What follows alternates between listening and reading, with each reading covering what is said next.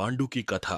महाभारत के आदि पर्व के अनुसार एक दिन राजा पांडु आखेट के लिए निकलते हैं। जंगल में दूर से देखने पर उनको एक हिरण दिखाई देता है। वे उसे एक तीर से मार देते हैं। वह हिरण एक अरशी निकलते हैं तो अपनी पत्नी के साथ मैथुनरत थे। वे अरशी मरते वक्त पांडु को शाप देते हैं कि तुम भी मेरी तरह मरोगे जब तुम मैथुनरत रहोगे। इस शाप के भय से पांडु अपना राज्य अपने भाई धृतराष्ट्र को सौंपकर अपनी पत्नियों कुंती और माद्री के साथ जंगल चले जाते हैं।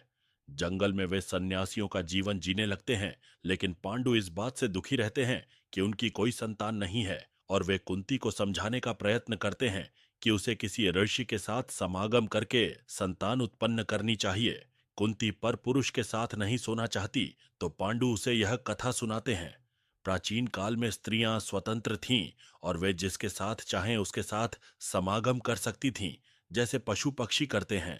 केवल ऋतुकाल में पत्नी केवल पति के साथ समागम कर सकती है, अन्यथा वह स्वतंत्र है। यही धर्म था जो नारियों का पक्ष करता था और सभी इसका पालन करते थे।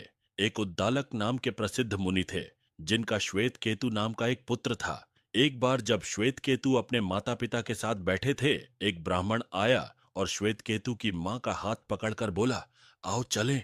अपनी मां को इस तरह जाते हुए देखकर श्वेत केतु बहुत क्रुद्ध हुए, किंतु पिता ने उनको समझाया कि नियम के अनुसार स्त्रियां गायों की तरह स्वतंत्र हैं, जिस किसी के भी साथ समागम करने के लिए। इन्हीं श्वेत केतु के द्वारा फिर यह नियम बनाया गया कि स्त्रियों को पति के प्रति वफादार होना चाहिए और परपुरुष के साथ समागम करने का पाप भ्रूण हत्या की तरह होगा। पांडु और भी कथाएं सुनाते हैं और कुंती को विश्वास दिला देते हैं कि परपुरुष के साथ संतान पैदा करने से उन्हें पाप नहीं लगेगा।